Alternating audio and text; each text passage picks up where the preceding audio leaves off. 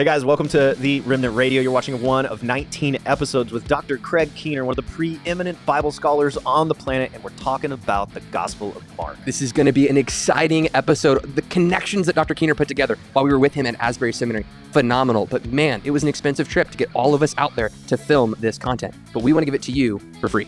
Well, we do want to give it to you for free, but one of the ways that you can help offset the cost for this is by purchasing our home group material. Dawson, our researcher, has put together this material. There's a leader's guide. There is a participant's guide. So you watch the video, you read the material, and then we walk you through. We have discussion questions that go along with it. Could be a huge blessing for you and your church. Yeah, and this would be perfect for tons of different mediums. Maybe you're a pastor who's preaching through the Gospel of Mark, a home group leader, a Sunday school teacher. This would fit all of your needs. And if you want to pick this up, there's a link in the description for the home group material. In addition to that, maybe you're out there and you don't lead any kind of group like that. Maybe you just want to contribute as a thank you to what we've put together here on Remnant. There's PayPal descriptions in the link of this video if you would like to support us. So absolutely, click those links in the description, hit that subscribe button, and please enjoy this video with Dr. Craig Keener. A whole lot is happening in this chapter. Could you just frame this for our viewers? What is, how does this build upon what's gone before and build into what's coming next? How does it fit into Mark's narrative? Jesus is still working miracles. He's very popular in many places, except in his hometown, where he can't work many miracles because it would be seen like magic because it's not based on faith, and yet he goes on to delegate this miracle working power to others. He's got so much of it himself, obviously, and ultimately you see his miracles revealing his divine identity toward the end of the chapter. But smack dab in the midst of it, in 6:14 through 29, you have the death of John the Baptist, Jesus' forerunner, which keeps you from a triumphalistic view of miracles. It's got to be mixed with the reality of suffering for Christ. Okay, so the very first little section there is we have Jesus in his hometown. He goes and he's speaking. They're kind of amazed. They're baffled. They're like, wow, great wisdom, great teaching, miracles done by his hand. But then there's like this hard left turn, it seems, like where they're upset that he's just hometown boy, able to do these things. Where to get this stuff? And there's a phrase in here that I've heard people kind of debate over. Is this not Mary's son? Now, it would have been, I think, appropriate for them to have named him the son of Joseph, right? Like, this is the carpenter's kid. Some have suggested that son of Mary is kind of an insult. It's a slam. Speaking of, I don't know, illegitimate sonship, potentially. Yeah. What do you think? Yeah, I think the hard left turn may actually be explained some by Luke's fuller description in Luke chapter 4. Okay. But in terms of the insult, I mean, there are some insults. I mean, carpenter, actually an artisan was probably higher level than what a lot of them were doing in terms of status, but it wasn't real high status. It wasn't as high status as a sage was supposed to be, although there were some carpenter sages. Shammai allegedly was both. But in the case of son of Mary, there are debates about this. Sometimes people were called by their mother's name, especially if the mother was more prestigious than the father. Sometimes, if the father was dead, you could be called by the name of the mother, although still you would often be called by the name of the father. And then sometimes it would be if the mother, for the reasons that you said. So some people do view it as an insult, which may be a backhanded reference to the virgin birth, but since Mark doesn't go into that, we don't know for sure. But we do know for sure that they weren't all that impressed. They weren't too keen. Yeah. I'm keener than they. That's what Hey, Dr. Keener's keen. Okay, so I'm interested in the difference between Matthew 13 and Mark chapter 6. In Matthew 13, it says that Jesus would not do many miracles because of their unbelief, but Mark's version says he could not do. And some people want to make something of this because, in one hand, it sounds kind of like, he just opted not to. It's almost like, in his own divinity, he just decided not to do. Whereas the other, almost seems like it limits his divinity. People will kind of make these arguments. Is there any real substantive difference? I think there's a substantive difference in terms of Matthew wanting to make sure you don't misunderstand the point, and so he rewords it. But even in Mark, you notice it says he couldn't do any, but then it says except he did a few, and then he sends out his disciples to do the same things. And so, what does it mean that he couldn't? And he did some other things despite the disciples' lack of faith. I mean, like just calm the storm at the end of chapter 4 and so on. So I think when it says he couldn't do it and still make it what it should be. I mean, if you go around doing stuff for people who are unresponsive, who aren't going to believe, it's not helping them. It just is like a form of magic. You go through the formula, you make it happen. He wants faith and not just But it's not like he never does it otherwise. It's not a could not of ability.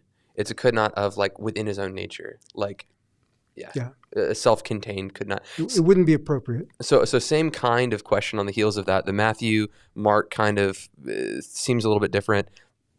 Isn't he the carpenter? And then is it Matthew that says the carpenter's son? So there's like a little bit of a variant between these two gospels. Yeah. Which one should we go with? Matthew 13:55, I think, and Mark 6:3, I believe. Well, usually people were trained in the trade of their father. Mm-hmm. So that was very common. And it's not surprising that you would have somebody with a carpenter's role in Nazareth, because 4 miles away from Nazareth is Sepphoris, which was destroyed and immediately began to be rebuilt when Jesus was a child. And so, 4-mile walk is not at all difficult when they need a lot of carpenters and stonemasons to rebuild this area. So Jesus would have been raised in that same occupation as his father. The fact that it says the carpenter, probably a lot of people got that work, but Jesus was particularly skilled. He and Joseph were particularly skilled in this profession. Okay, so you mentioned a moment ago about the disciples being sent out. That's the next scene. So Jesus 7-13. So Jesus could not do many miracles there, but he did a few, and he sent his disciples out, and they did a bunch. And but of course, they didn't do a bunch in their hometown. They're going all over the place on mission. And I'm interested in their directions. He charged them to take nothing for their journey except a staff, no bread, no bag, no money, and their belts, but to wear sandals, not even two tunics. And so, what's behind the command? Like, why does he care so much what they bring on their journey? Well, they have to travel light. Also, there were a lot of accusations in antiquity about greedy preachers. They weren't all preachers, a lot of different kinds of sages. Only in antiquity? Oh, yeah. What, you mean that happens today? I just thought it was a TSA thing. I mean, it's kind of real strict security. Yeah, but yeah, they wanted to, I think Jesus wants them not to be accusable of things, but he also, the idea that in some circles today that miracles and prosperity go together is, it arose around the mid-20th century. I mean, through most of history, people thought the opposite. It's what you sacrifice that gives you spiritual power. Really, what gives you spiritual power is the name of Jesus, where the power lies. But we have to be willing to sacrifice, and they had to be mobile in this case. Now, the instructions differ here somewhat from what you have in Matthew and Luke, but I think that's because, to keep the narrative concise, they're giving you one mission. But we already know from Luke, when he sends the 70, there were actually multiple missions. And so I think you may have had different instructions and different missions, and they're drawing on different bodies of material there. Okay, so Mark introduces us to John with kind of this prophetic narrative of John the Baptist-esque like ministry of preparing the way for Jesus. And we know that John is kind of this John the Baptist 2.0 carrying on the ministry of Elisha. Yeah. I'm using the wrong phrase. John is, what did I say? He's Elijah 2.0. Yeah, there you go. Yeah, so John is carrying on the ministry of Elijah. But in the same narrative of Elijah in the Old Testament, his arch nemesis is Jezebel, who I affectionately call Jezzy B. And you call John the Baptist Johnny B. Johnny B. So it's Jezzy B versus Johnny B. Good versus anyway. So in this situation, Jezebel is threatening to cut off the head of Elijah. And here comes John the Baptist, and he is confronting a wicked king just like Elijah is. But this woman comes in and is able to get the head of John the Baptist, where Jezebel couldn't get the head of Elijah. There are no fiery chariots. There are no ravens. There's no miraculous rescue. And yet John the Baptist is greater, which is oddly enough. Well, it's because of whose way he prepares, yes. Yeah. But yeah, most scholars do recognize that. In fact, though, even in Josephus, first century Jewish historian, Herodias acts kind of like Jezebel. So Okay. Not in this story, but in other ways. Sure. And Herod Antipas acts kind of like Ahab. So, but yeah, they certainly fit the role here. Then there's the scene of, you kind of referenced it a second ago about asking for the head. Can we ask specifically, why does she ask for the head of John the Baptist? Why doesn't, like his head on a platter, why doesn't she ask some other question? Why doesn't she just want him killed? You've got a lot of ancient accounts and ancient historians of people who asked for these grotesque things at banquets, often to entertain their lover, a boy or a woman or whatever. And so this is one of those kind of scenes. And everybody understood when they read those things. There's a story about a Jewish king who had 600 men crucified, and while they were on the crosses had the throats of their wives and children slit while he and his concubines were banqueting. So it's like horrible stuff. And Antipas fits that role here. But by the way, when I say Antipas, you've got the Herodian family, you've got Herod the Great. This Herod in this story is Herod Antipas, who was his son, who was the governor. The son of the Galilee. baby killer. Yeah, the son of the baby killer. Okay. And Herodias actually was the granddaughter of Herod the Great, so she's the niece of this Herod, as well as the wife of his brother, who also was a son of Herod the Great. Thus, John the Baptist confronting. There's a lot of incest that went on in the Herodian family, and a lot of them just get nicknamed Herod too, because they were Herods. But anyway, but the reason that she may ask for it in a platter, it fits the dinner scene. It adds to the grotesqueness. But also, if she's got to carry it back to her mother, it's less messy on a platter. Always like the Platters practical were available. answers, like why did Jesus push out onto a boat? So they could hear him. Yeah. Why did she ask for the head on a platter? So she could carry it. It just, man, we don't spiritualize the text. Deep, man. It's helpful. So you explained to us a little bit about the Herodian family line. Why does Mark take such a journey on the story about John the Baptist? Like, he's telling this really great narrative of Jesus, and then he's like, pause, sepia tone, interlude moment where we're going to go flashback to catch you up to this part of the story, and then we're going to keep going. What's the reason for that? Markan's sandwich is what we're talking about. You've got 6, 7 to 13. He sends out the disciples. Word is spreading everywhere. So, Herod at this point definitely hears about Jesus. Quite in contrast to Nazareth, everywhere else is getting the word. But then in verse 30, it comes back to that, and they come back and they report all the signs that were being done through their ministry.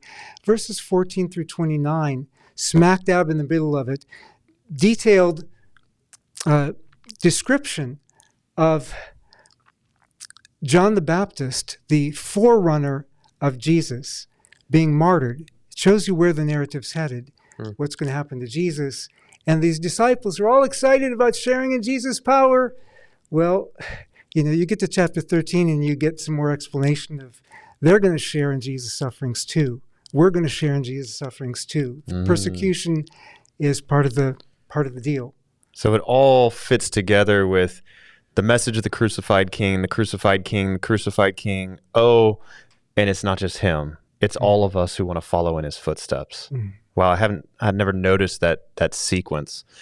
Okay, so just as Mark gives so much detail, I think this is why we're spending such time on the story of John the Baptist as Mark tells the story.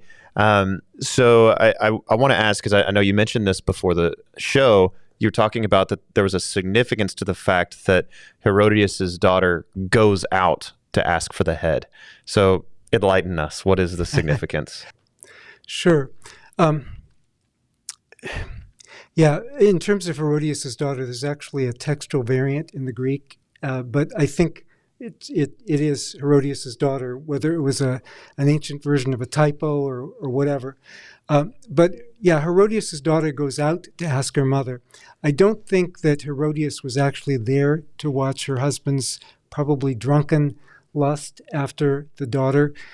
When he offers her half the kingdom, he actually couldn't have given her half the kingdom. He's obviously kind of drunk. Half the kingdom is an allusion back to the book of Esther, where King Ahasuerus, or Xerxes, offers Esther half the kingdom. But everybody knows he's not actually going to give her half the kingdom. He's not actually going to make her co-regent.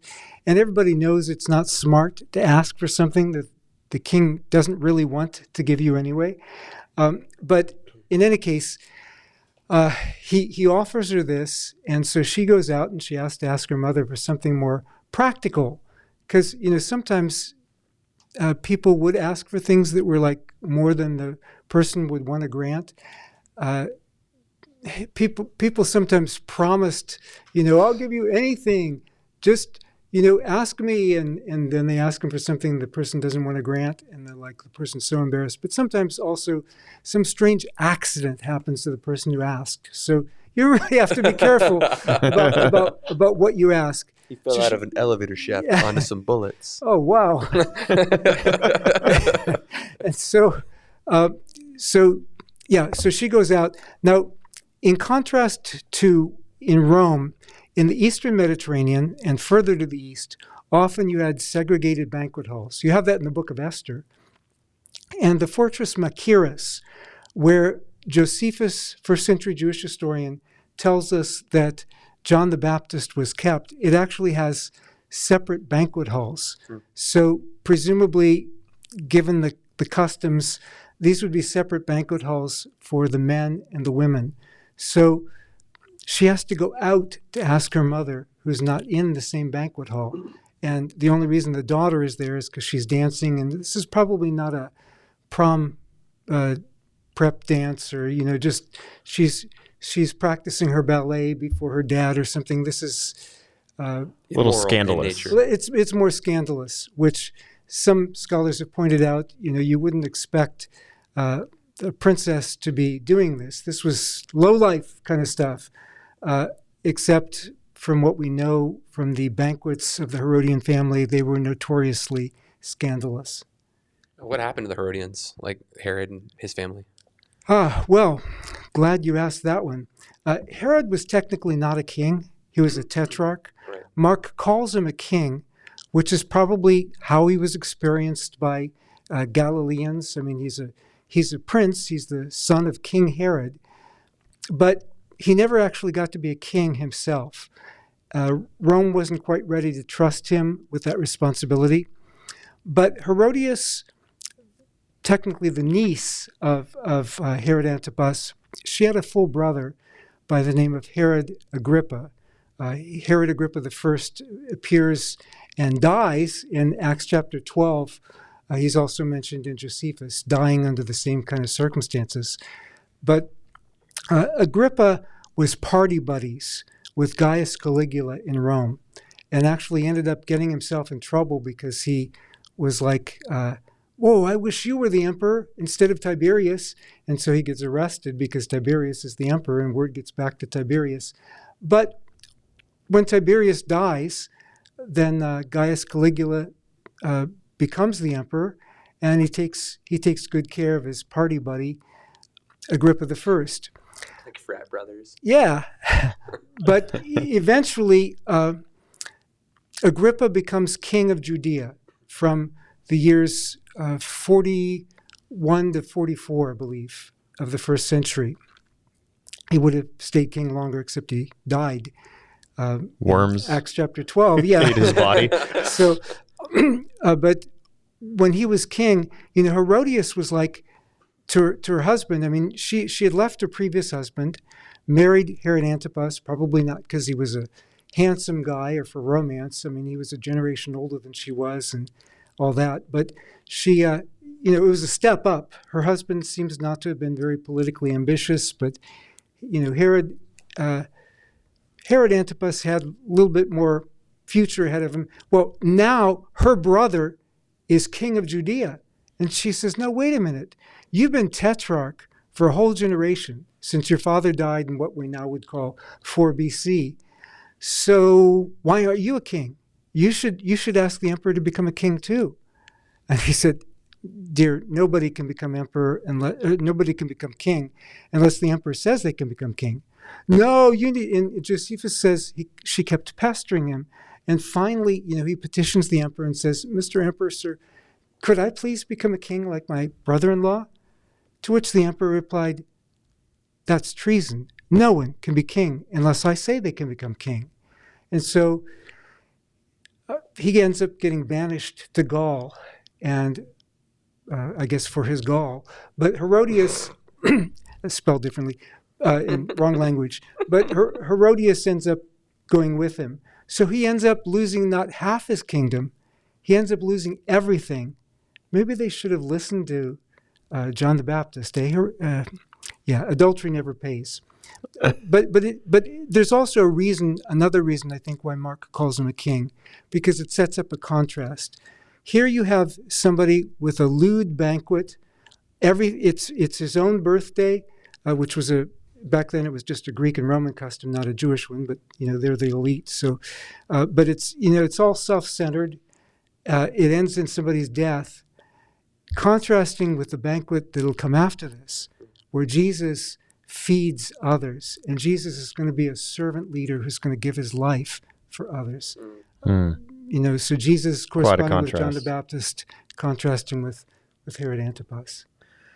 Okay, so John the Baptist, his head is removed. His body, Mark mentions, the disciples of John the Baptist go and bury the body.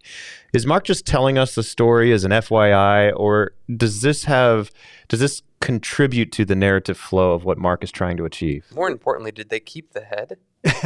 Did Herod just keep the head? No detail. Josephus does not mention it. That's not given to us. But unfortunate. That was considered the merciful form of execution, though.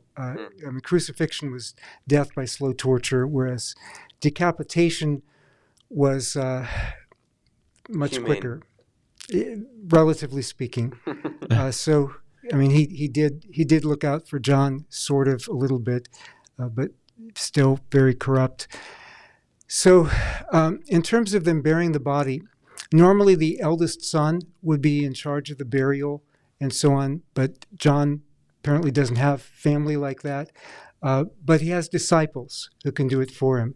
And disciples were often considered they'd consider their teacher like kind of a father figure. So they bury him. But what this highlights in the larger narrative of Mark is, so what happens when Jesus is executed? Where are his disciples? They're all in hiding, wimps. So it brings out a contrast again. It's cool that Mark is always saying, the heroes of the stories, the guys that you would want to be like the conquering, victorious guys. The ones guys. you want to identify with. Yeah, like I want to be the hero. It's like, oh no, I'm the bad guy. So then it's the next story. Jesus feeds 5,000 people with a Lunchable. Is this supposed to be reminiscent from Old Testament of like God feeding Israel with manna and quail? Like what's the, and you already talked about parallelism with Herod in the banquet feast, but how does this connect with that Old Testament narrative as well? Yeah, it does. And again, with Elijah feeding or multiplying food, that was for a widow, and Elisha doing the same thing, although you have some clear echoes of that in John 6. Especially the feeding in the wilderness, that's interesting. When you think about, people were already expecting a new Moses, prophet like me, Moses says, Deuteronomy 18, 15, and 18. And Qumran talks about it, the rabbis talk about it, a lot of people, Samaritans were expecting a prophet like Moses. And Then you have these prophets who arose mainly in the 40s. Josephus calls them false prophets, who said, we are going to lead you in the wilderness, and God is going to intervene, and we're going to make the walls of Jerusalem fall down like Joshua, or we're going to part the Jordan like Joshua, who's emulating Moses, who parted the sea. And so here, but they promised those things, they couldn't fulfill them. But here Jesus actually does a sign in the wilderness like Moses. And the crowds don't, Mark doesn't tell us that the crowds knew what was going on. John tells us the crowds did see, and they wanted to make Jesus king. But yeah. Continuing that theme of Old Testament background, the next scene is Jesus walking on water. So they finish feeding the 5,000. He goes up on a mountain. Luke tells us to pray, and he's praying until the fourth watch of the night, and he walks as though he's going to pass by the disciples. They don't recognize him at first. Anyway, the end of the story is the storm is calmed. But is there an Old Testament background for the story of Jesus walking on water? It's full of Old Testament background. In Job, for example, well, actually, even in the Psalms, you have God being the one who treads upon the waters. But in Job chapter 9, you have God being the one who treads upon the waters. And a few verses later, I think around verse 11 of Job 9, it says, and he passed me by, and I didn't recognize him. And that's an allusion back to Exodus chapters, in 32, Moses smashes the tablets because of the golden calves, and so has to go back up and get some more. And in 33, God is going to reveal his glory to Moses, and he says that I'll just show you part of my glory. And it says the Lord passed by Moses. Mm-hmm. And so Moses gets a theophany. Job is saying, I didn't get the theophany. He was going to pass me by. But in Job, it's in the context of treading upon the waters, the God who passes by. And in Exodus, God passes by, gives a theophany. In, I think it's 1 Kings 19, God passes by where Elijah is on the mountain. He gets a theophany. And so here is a theophany. Jesus comes walking on the water. But he's not just walking on the water. When it says he's walking on the water, he's about to pass them by. Jesus is coming to them as Yahweh. Next closest thing to what they're going to get is the transfiguration. And yet they cry out in fear. They still don't recognize what's going on. They think he's a ghost. Earlier in the chapter, Herrod Antipas thinks it's John the Baptist come back from the dead, even though Jesus and John the Baptist lived both at the same time. So now, they have this weird afterlife theology. Herod is superstitious. Well, so are the disciples. Every time in the Bible anybody thinks somebody's a ghost, they're always wrong. And that happens after the resurrection, Luke 24. And then his angel in Acts 12. But anyway, so they think he's a ghost, and Jesus says, don't be afraid, it's I. Well, it's I in Greek is ego eimi, I am, which can mean simply it's me, it's I. But in the context that we've got so far, it probably means something more. Wow. Because God in Exodus 3:14 says I am. And in the specific language, ego eimi, I am, is used a number of times in Isaiah, where God says, I am the Lord, anihu, I am he. And then in Greek, it's translated ego eimi. So he's revealing his deity to them. And and just real quickly on that, when I think about Exodus chapter 3, Moses sees this strange sight, and the wording is, and he turned aside to see. And it seems to make something of that. Do you think there's a connection here? Like, don't let Jesus pass by. Don't ignore the burning bush in your midst. Like, turn aside and see. Pay attention. Is there anything on that? Or am I just making things up because I'm a preacher? He preaches well, for sure. He's looking for validation for his last sermon. No. Okay. All right. Okay, so you're about to ask. No, it could be a legitimate application. I'm not sure that Mark intended it. Okay. So last verse here of that section, not of the chapter, for they did not understand about the loaves, but their hearts were hardened. So that's interesting. that there was something in the lesson of the loaves that they should have picked up on that would have made sense of this experience. Yeah. But they didn't pick up on that lesson. Yeah. What meaneth this? Well, he's Lord of nature. He can do nature miracles. He can Amen. multiply food. And why not walk on water too? Although this is beyond a new Moses. This is more like the one whose glory Moses saw. Okay, so I think this is probably going to sum up our chapter. Is there anything that you want to say in summation of this chapter before we move on? Well, It does end with the healings and the people reaching for the fringe of his garments. If you want to make any comments on that. Quite in contrast with Nazareth toward the beginning of the chapter. Mm-hmm. Jesus is so popular. I mean, they get out of the boat and word gets around and it's like people are swarming them almost before they get out of the boat. Mark is very emphatic on, sometimes people say, okay, in the Gospels, the Jewish people didn't like Jesus. That's not true at all. They loved Jesus in Galilee where they knew him. Mm-hmm. It was the elites in Jerusalem who, turned people against him, especially Jerusalemites. But Jerusalem and Nazareth, right? Yeah, and Nazareth, where they took him for granted. But also notice that they're copying the woman who reached out and touched Jesus' cloak. Where here it says they touched the fringe of his garment, and that's interesting because this would be like the talit. You've got the tzitzit, the fringes on tassels. his garment. The blue and white tassels that are commanded in the book of Numbers. He's a good Jew, and that's going to be important because in the very next chapter, he's going to be dealing with some Pharisees who think that he's not a very good Jew because he doesn't follow their Pharisaic traditions, and so it helps set the tone as you're going in, because what we're going to find in chapter 7 is Jesus actually defends the Torah. Mm-hmm. What is against, and not so much against, he's not even attacking them doing traditions. He's attacking his disciples for not keeping their traditions. And he's telling them what happens when your traditions, you value them over the Torah.